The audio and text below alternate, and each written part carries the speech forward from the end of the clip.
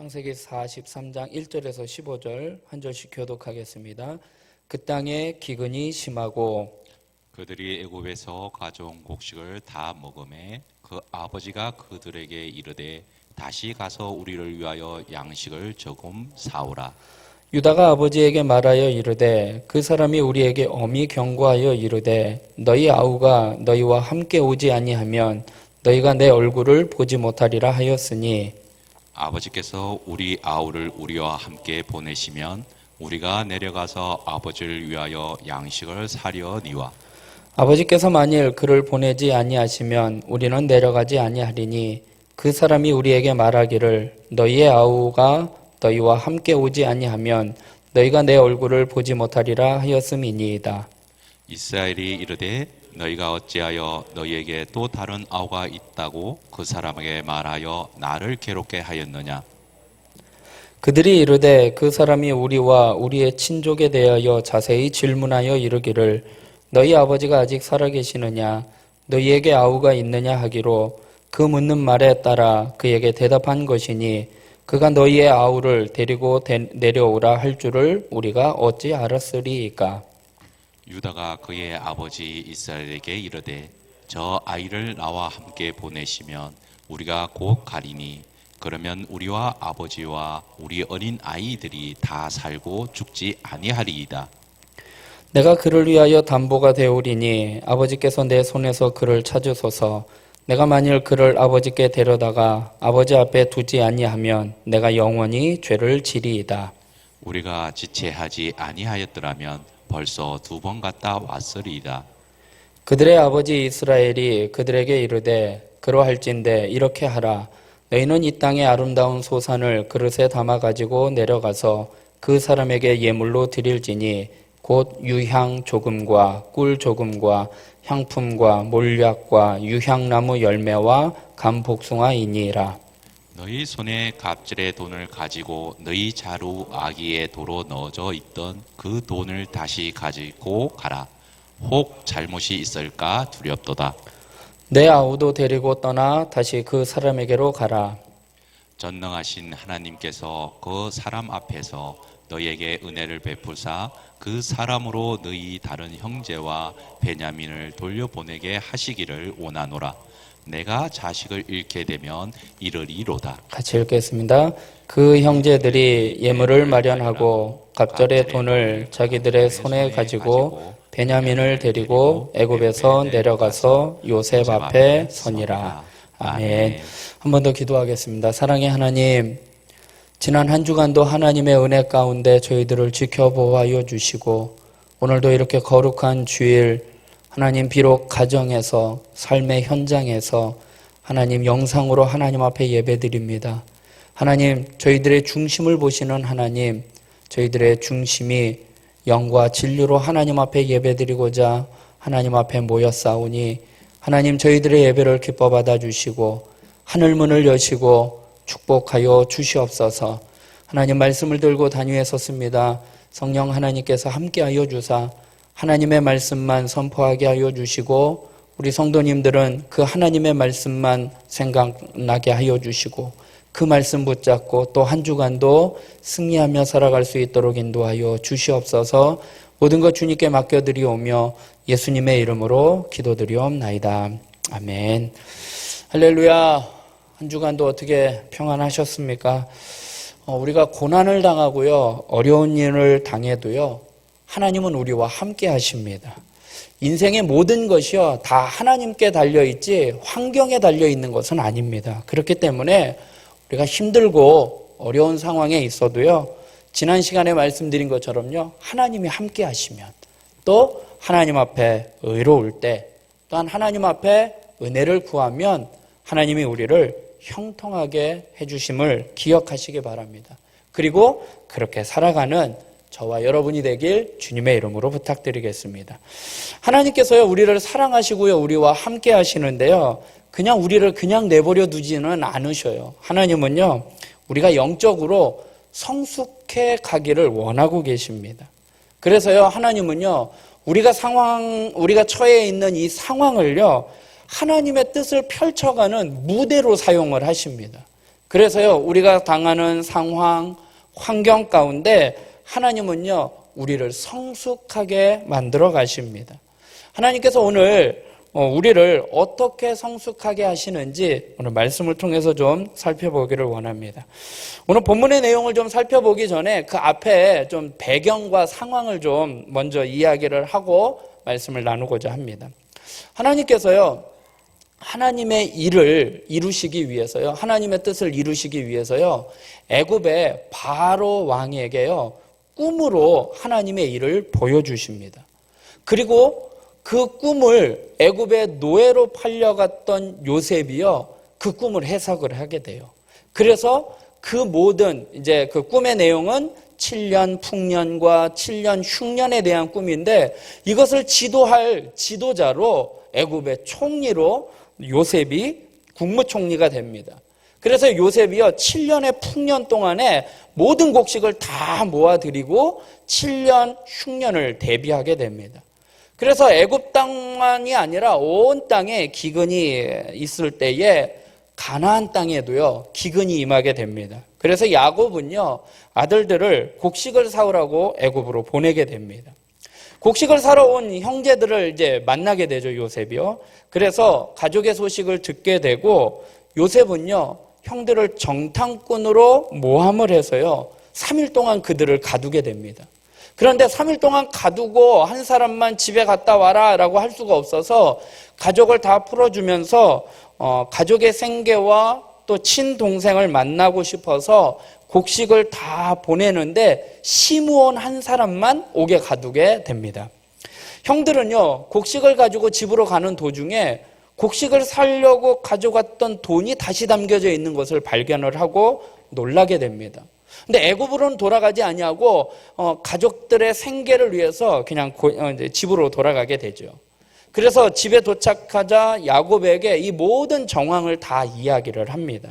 즉 베냐민을 다시 데리고 돌아가야만이 애굽에 갇혀 있는 시므온을 구출할 수 있고 또 곡식을 사올 수 있게 되는 상황을 이야기를 하게 됩니다. 그래서 야곱은요, 요셉도 잃어버렸고 시므온도 베냐민도 빼앗기게 되는 정말 처참한 상황에 놓여 있는 상황에 처하게 됩니다. 창세기 42장 36절에 보니까요, 그들의 아버지 야곱이 그들에게 이르되 너희가 나에게 내 자식을 잃게 하도다. 요셉도 없어졌고 시므온도 없어졌거늘 베냐민을 또 빼앗아 가고자 하니 이는 다 나를 해롭게 함이로다 라고 이야기를 하고 있습니다. 야곱의 맏아들이었던 르우벤이요, 아버지에게 베냐민을 동행을 해야 곡식을 사올 수 있고 시므온을 데리고 올 수 있다라고 아버지를 설득을 합니다. 그러나 야곱은요, 그것을 허락하지 않아요. 42장 37절에 보면 르우벤이 그의 아버지에게 말하여 이르되 내가 그를 아버지께로 데리고 오지 아니하거든 내 두 아들을 죽이소서, 그를 내 손에서 맡기소서, 내가 그를 아버지께로 데리고 돌아오리이다. 야곱이 이르되 내 아들은 너희와 함께 내려가지 못하리니 그의 형은 죽고 그만 남았음이니라. 그래서 너희는 데려갈 수 없다라고 거절을 하게 됩니다. 그리고 시간이 좀 흘러요.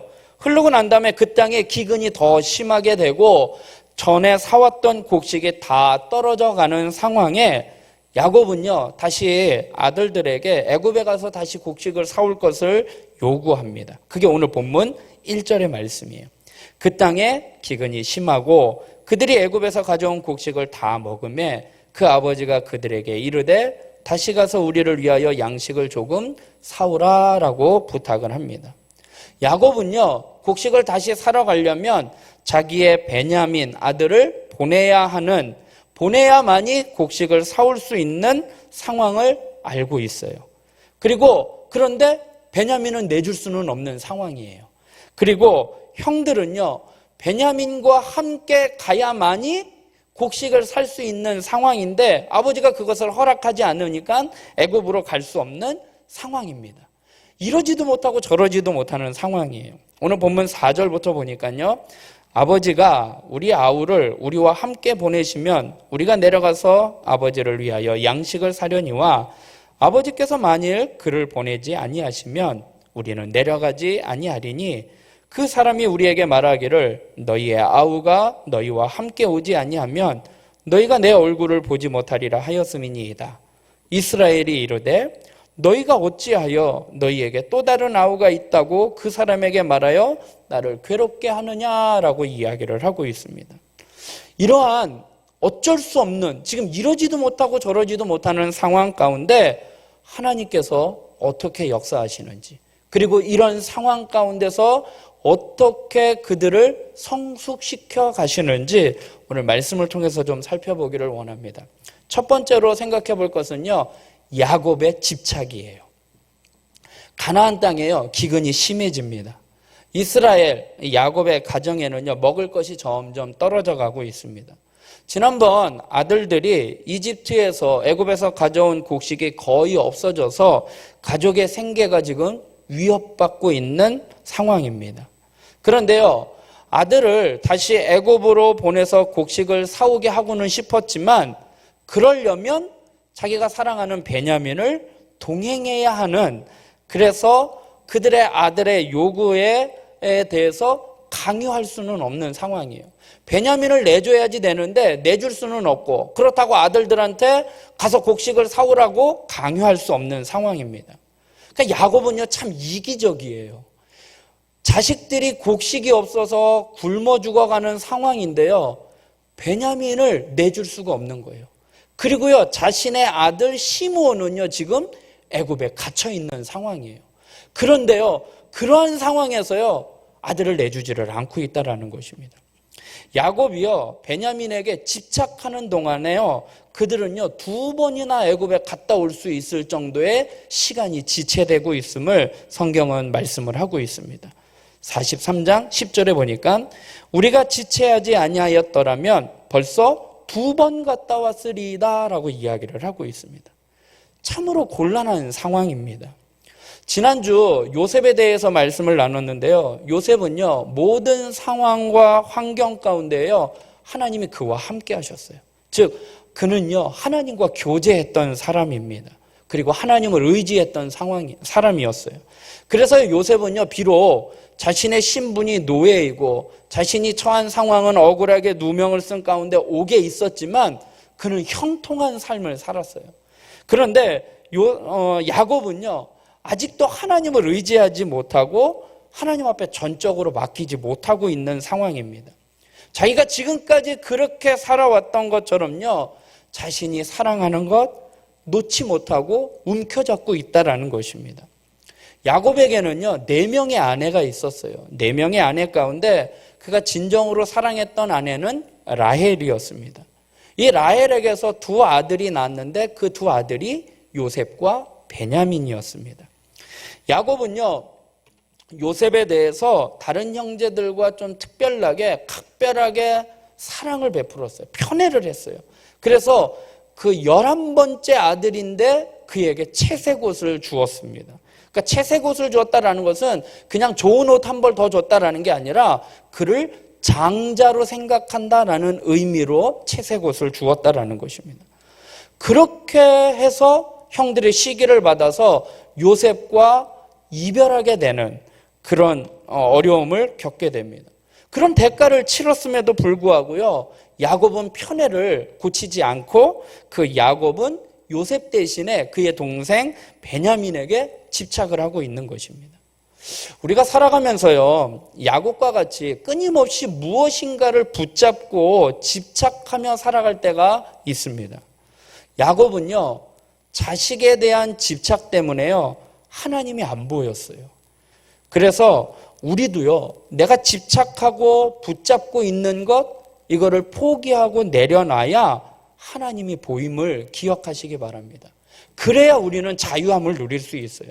그런데 우리는요, 그걸 내려놓지 못하고 있습니다. 왜 그러느냐?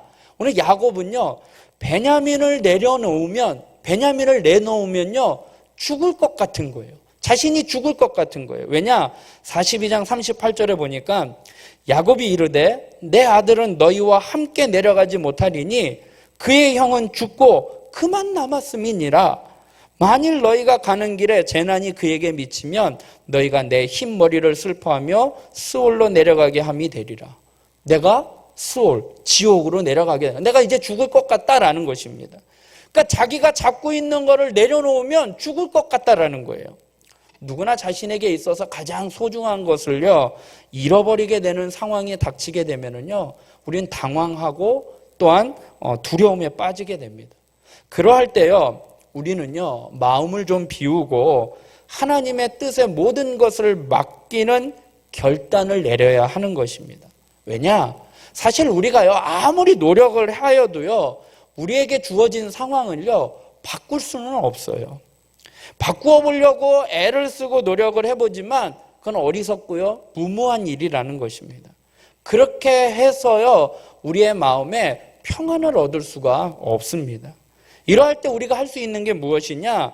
모든 것을 다 내려놓고 우리가 섬기는 전능하신 하나님을 믿고 신뢰하고 그 모든 것을 하나님 앞에 맡기는 그러한 저와 여러분이 되길 주님의 이름으로 부탁드리겠습니다. 그런데요, 사람들은요, 하나님께 맡기지를 못해요. 보이지가 않기 때문에 하나님 앞에 내려놓지 못하고 맡기지 못하고 내 노력으로, 내 열심으로 세상에 있는 것들을 통해서요, 스스로 만족감을 얻으려고 의에 이를 수 있다라고 생각을 합니다. 야곱은요, 지금까지 자기가 살아온 방식대로 자기가 사랑하고 자기가 의지하는 것을 움켜잡고 있어야만이 내가 원하는 삶을 살고 행복한 삶을 살 수 있다라고 생각을 했던 사람이었습니다. 장자권을 얻기 위해서요, 하나님은 벌써 태중에 작은 아이가 큰 자가 작은 아이를 섬길 것이다라는 약속을 받았어요. 근데 야곱은요, 그 장자권을 얻기 위해서요, 형에게 팥죽으로 장자권을 사게 됩니다. 그리고 아버지를 속여서 장자의 축복을 받게 됩니다. 또 삼촌 집에 가가지고요, 사랑하는 아내를 얻기 위해서요, 어떻게 해요? 14년이나 노동을 하면서 그 아내를 얻어요. 그리고 삼촌 집에서 자신의 재산을 불려가기 위해서요, 점 있고 검고 아롱진 것은 자기 것으로 하고 깨끗한 것은 삼촌 집에로 한다고 하면서요, 그 양들이 물을 먹으러 올 때에 그 눈 높이에 껍질 벗긴 가지를 놓아서요, 새끼를 베게 할 때 검고 아롱진 것만 날 수 있도록 그렇게 좀 이렇게 조작을 해가지고, 또 건강한 것이 오면 내 것으로 만들고 그렇지 못하면 삼촌 것으로 만드는, 그렇게 수단과 방법을 가리지 아니하고 자신의 재산을 늘려갔던 사람이 야곱이었습니다. 야곱은요, 또 성경에 보니까요, 곡식을 사러 가는 아들들에게요, 자신이 살아왔던 그 방식 그대로요, 나중에 삼촌 집에 도망갔다가 돌아올 때 형의 마음에 환심을 사기 위해서 어떻게 해요? 자신의 재산을 한때 두때 먼저 야복강 건너 먼저 보내서 형의 마음을 환심을 사기 위해서 예물을 드렸던 것처럼요, 야곱은요, 애굽의 총리에게 자식들을 보낼 때에 예물들을 준비합니다. 인간적인 방법을 쓰는 것이죠. 43장 11절에 보니까 그들의 아버지 이스라엘이 그들에게 이르되 그러할진대 이렇게 하라. 너희는 이 땅에 아름다운 소산을 그릇에 담아가지고 내려가서 그 사람에게 예물로 드려라 라고 이야기를 합니다. 물질로 인해서 그의 마음을 환심을 사게 하고 베냐민을 다시 돌려받을 수 있도록 그의 마음을 환심을 살려고 합니다. 하나님을 신뢰하지 않는 거예요. 하나님을 신뢰하지 않으면요, 두려움에 빠지게 돼요. 그리고 두려움에 빠지게 되다 보니까요, 인간은요, 자신의 방법으로 그 문제를 해결해 나아가려고 합니다. 내 노력, 내 열심, 세상의 것을 의지하면서 살아가는 사람은요, 결국에는요, 큰 행복이 아니라 더 큰 영적인 기근에 허덕이게 되는 것을 우리에게 보여주고 있습니다. 삶의 평안과 기쁨을 얻으려고 해도요, 채울 수 없는 목마름과 궁핍함을 얻게 되는 것입니다. 사랑하는 성도 여러분, 지금 우리가 붙잡고 있는 것이 무엇입니까?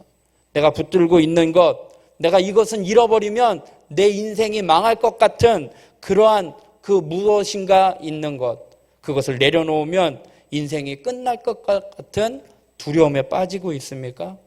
세상의 모든 것은요, 다 결국 무너지게 될 수밖에 없습니다. 하나님 없는 이 땅의 모든 것은요, 있다가도 금세 사라지는 신기루와 같은 것입니다. 집착한 것을 내려놓을 때 하나님이 보이고요. 그 하나님 앞에 믿음으로 나아갈 때에 우리가 성숙해져 가는, 믿음이 자라가는 저와 여러분이 되길 주님의 이름으로 부탁드리겠습니다. 두 번째로 생각해 볼 것은요, 유다의 희생이에요. 야곱이요, 이 베냐민을 놓지 않자, 끝까지 베냐민을 놓지 않자 유다는요, 베냐민과 함께 애굽으로 가야 우리가 살 수 있다라고 아버지를 설득을 하게 됩니다. 43장 3절부터 보면 유다가 아버지에게 말하여 이르되 그 사람이 우리에게 엄히 경고하여 이르되 너희 아우가 너희와 함께 오지 아니하면 너희가 내 얼굴을 보지 못하리라 하였으니 아버지께서 우리 아우를 우리와 함께 보내시면 우리가 내려가서 아버지를 위하여 양식을 사려니와 아버지께서 만일 그를 보내지 아니하시면 우리는 내려가지 아니하리니 그 사람이 우리에게 말하기를 너희의 아우가 너희와 함께 오지 아니하면 너희가 내 얼굴을 보지 못하리라 하였음이니이다 라고 말씀을 합니다. 유다는요, 아버지에게 베냐민을 데리고 가지 않으면 안 됩니다라고 두 번이나 반복하면서 아버지를 설득을 하고 있습니다. 야곱의 아들들 가운데요, 장남은 르우벤이었어요. 근데 르우벤이 아버지를 설득을 한 번 했었어요. 그런데 아버지가요, 그의 설득을 거절했습니다. 거절당했어요. 둘째는 누구예요? 시므온이에요. 지금 둘째는요, 애굽에 지금 잡혀 있는 상황이에요. 그러면 셋째 형제, 셋째가 누구냐? 레위였는데요. 레위는요, 예전에 야곱의 딸 디나가 강간 사건으로 인해서 세겜 사람들을 죽이는 그 사건의 주동자였기 때문에 아버지에게 눈밖에 났던 사람이에요. 그러니까 아버지한테 이 말을 할 수 있는 그런 형편이 되지 못했던 거예요. 그래서 넷째인 유다가 아버지에게 나선 것입니다. 근데 이 유다라는 사람이 어떠한 사람이냐? 예전에 이 요셉을 죽이려고 했던 사람이에요. 유다만이 아니라 모든 형제들이요. 37장 18절에 보니까 요셉이 그들에게 가까이 오기 전에 그들이 요셉을 멀리서 보고 죽이기를 꾀하였다라고 이야기를 합니다. 근데 그때요, 장남이었던 르우벤은요, 요셉을 죽이지 말고 구덩이에 그냥 넣어두자라고 이야기를 합니다. 나중에 이제 구출을 하기 위해서. 37장 22절을 보니까 르우벤이 또 그들에게 이르되 피를 흘리지 말라. 그를 광야 그 구덩이에 던지고 손을 그에게 대지 말라라고 이야기를 합니다. 그런데 유다가요, 이제 아들을 이제 요셉의 구덩이에 빠졌는데 유다가 형제들에게 또 하나의 제안을 합니다. 그게 뭐냐? 37장 26절에 유다가 자기 형제에게 이르되 우리가 우리 동생을 죽이고 그의 피를 덮어둔들 무엇이 유익할까? 자, 그를 이스마엘 사람들에게 팔고 그에게 우리 손을 대지 말자. 그는 우리의 동생이요 우리의 혈육이라 하며 그의 형제들에게 청종하였더라. 유다는요, 어떤 사람이었느냐? 죽이지 말자. 죽여봤자 아무 이득이 없다라는 거예요. 차라리 팔아서 그 돈이라도 좀 챙기자라고, 그게 더 우리에게 유익하다라고 산채로 제거하되 이익을 남기는 쪽이 더 낫다라고 생각하면서 제의했던 사람이 바로 유다였습니다. 유다의 계획은요, 요셉의 목숨을 살리고자 하는 목적이 아니라 동생을 팔아서 이익을 얻고자 했던 사람이었습니다. 그랬던 유다가요, 오늘 어떻게 달라졌느냐? 8절과 9절에 보니까요, 유다가 그의 아버지 이스라엘에게 이르되 저 아이를 나와 함께 보내시면 우리가 곧 가리니 그러면 우리와 아버지와 우리 어린 아이들을 다 살고 죽지 아니하리라. 내가 그를 위하여 담보가 되오리니 아버지께서 내 손에서 그를 찾으소서라고 이야기를 하고 있습니다. 그 앞전에 르우벤이 아버지를 한번 설득을 한 적이 있어요. 르우벤은요, 뭐라고 이야기했느냐? 37절, 42장 37절에 르우벤이 그의 아버지에게 말하여 이르되 내가 그를 아버지께로 데리고 오지 아니하거든 내 두 아들을 죽이소서라고 했던 사람이에요. 요셉을 내가 데리고 오겠습니다. 내가 책임지겠습니다. 그런데 만약에 그렇게 하지 못하면 내 두 아들을 죽여라 라고 이야기를 했던 사람이 르우벤이었어요. 그런데요, 유다는요, 뭐라고 이야기해요? 나를 담보로 해달라라고 이야기를 하고 있습니다. 유다는요, 자기 목숨을 걸고 십자가를 지겠다라고 나섰던 사람이 바로 유다였습니다. 그가 자기 목숨을 건 것은요, 아버지가요, 야곱이 아버지 야곱이 베냐민에게 목숨을 걸 정도로 집착하고 있는 것을 잘 알고 있었습니다. 아버지의 마음을 헤아리기 시작했던 거예요. 아버지가 동생 요셉을 편애하는 것에 대해서 시기해서 요셉을 죽이려고 했던 그가요, 이제 아버지의 마음을 헤아리기 시작을 합니다. 그래서요, 애굽의 총리 앞에 가서도요, 뭐라고 이야기하느냐, 44장 30절에 아버지의 생명과 아이의 생명이 서로 하나로 묶여 있거늘 이제 내가 주의 종 우리 아버지에게 돌아갈 때에 아이가 우리와 함께 가지 아니하면 아버지가 아이의 없음을 보고 죽으리니라고 이야기를 합니다. 유다는요, 야곱만큼 베냐민을 보호하겠다라는 각오를 통해서 그가 성숙된 모습을 오늘 성경은 우리에게 말씀을 하고 있습니다. 이와 같이요, 어떤 선한 일을 이루는 데에 있어서는요, 자신의 희생을 감수하고 공동의 유익을 추구하는 그러한 자가 필요합니다. 유다는요, 다윗의 조상이에요. 그리고요, 그 뿌리에서요, 누가 태어나요? 예수 그리스도가 탄생을 하게 됩니다.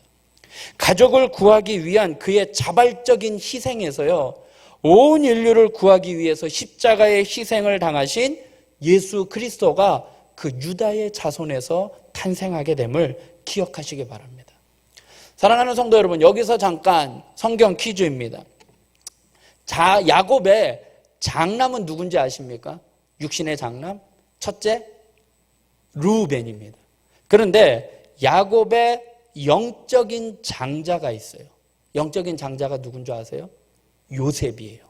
그래서요, 아버지는요, 요셉을 장자로 여겨서 채색옷을 줘요. 그래서 장자가 누릴 수 있는 특권은 뭐냐면요, 다른 아들들보다 2배의 축복을 받아요. 그래서요, 나중에 야곱이 이스라엘이라는 이름으로 바뀌어서 이스라엘 민족이 되면서 그의 12아들들이 지파가 되는데 요셉 지파는 없어요. 그런데 요셉의 2아들 에브라임과 므낫세 지파가 2지파를 형성을 하게 됩니다. 그러니까 장자의 축복을 받은 게 요셉이에요. 그러면 야곱의 혈통의 아들은 누구냐? 바로 유다입니다. 넷째 아들 유다를 통해서요, 예수 그리스도가 이 땅에 오시게 됩니다. 유다는요, 자신이 담보가 됨으로써요, 베냐민, 또 애굽에 갇혀 있는 시므온과 또 자기 집안의 온 이스라엘의 식구를 기근에서 구원하였던 것처럼 예수 그리스도께서요, 십자가에서 화목제물이 되심으로 우리의 죄의 담보가 되셨기 때문에 우리를 구원해 주셨습니다. 예수 그리스도를 이 땅에 보내셔서 우리를 대신해서 화목제물이 되게 하심으로 우리가 구원받는 그 예수 그리스도가 이 유다의 자손으로 이 땅에 오시게 되었다라는 것입니다. 우리가요, 할 수 없는 일들은 하나님이 하셔야 하님을 기억하시기 바랍니다. 유다는요, 베냐민을 보내지 않으려고 고집하는 아버지를요, 잘 설득을 합니다. 자신이 담보가 되어서 베냐민만은 내가 안전하게 지키겠다라고 다짐을 합니다. 그런 유다의 후손에서 다윗이 나오고 메시아가 나오는지를, 왜 그렇게 되는지를 알 수 있다라는 것이죠. 그가 곡식을 사러 갔을 때요, 이 베냐민이요, 누명을 쓰게 돼요. 요셉의 은잔이 그의 자루에 있어서 요셉이 베냐민만 가두게 되고 나머지를 돌려보내는 그 상황 가운데에요, 유다가 나서게 됩니다. 44장 32절에 주의 종이 내 아버지에게 아이를 담보하기를 내가 이를 아버지께로 데리고 돌아오지 아니하면 영영이 아버지께서 죄짐을 지리이다 하였사오니 이제 주의 종으로 그 아이를 대신하여 머물러 있어 내 주의 종이 되게 하시고 이 아이는 그의 형제들과 함께 올려보내소서라고 이야기를 해요. 유다가요, 아버지한테는 내가 베냐민은 데리고 오겠습니다. 내가 담보가 되겠습니다. 내 생명을 걸고 내가 꼭 데리고 오겠습니다. 그런데 애굽에 가서는 또 뭐라고 얘기해요? 베냐민 아버지한테 보내주고 그 대신에 제가 당신의 종이 되겠습니다라고 희생을 하고 있다라는 거예요. 유다는요, 더 이상 과거의 유다가 아니에요. 형제를 죽이기보다는요, 죽이기보다 이익을 남기자라고 했던 잔인한 유다가 아니에요. 부모의 뜻을 거슬러 가나안 여자와 결혼하고 자식 잡아먹는 며느리라고 해서요, 셋째 아들을 며느리에게 주지 아니했던, 속였던 사람. 또 아내가 죽은 후에요, 길거리에 창녀에게 자신의 욕망을 채우려고 수치스러운 모습을 가졌던 사람이 바로 유다였어요. 그러나 그는요, 형제를 노예로 팔았던 그가 이제 자신이 기꺼이 노예가 되겠다라고 자신을 내놓는 사람이 됩니다. 자신의 욕망에 집착했던 그가 이제 베냐민과 아버지와 가족을 위해서요, 자신의 모든 것을 희생하고 포기합니다. 바로 이 유다의 후손으로 예수님이 이 땅에 오셨음을 기억하시기 바랍니다. 유다는요, 가족 간의 불화의 깊은 골을요, 자신이 희생함으로 그 문제를 해결해 나아가고 있습니다. 사랑하는 성도 여러분, 상처와 아픔이 없는 공동체가 어디 있겠습니까? 고통을 대신 짊어지는 그 한 사람을 통해서 하나님은 그를 성숙시켜 주시고요, 그 공동체의 아픔과 어려움은요, 극복되고 회복됨을 기억하시고 하나님 앞에 헌신하는, 희생하는 유다와 같은 그러한 저와 여러분이 되길 주님의 이름으로 부탁드리겠습니다. 끝으로는요, 은혜를 구해야 합니다. 유다의 말을 듣고 야곱은요, 움켜잡고 있던 이 베냐민을 내어줍니다. 그러면서 이제 그제서야 하나님 앞에 은혜를 구합니다.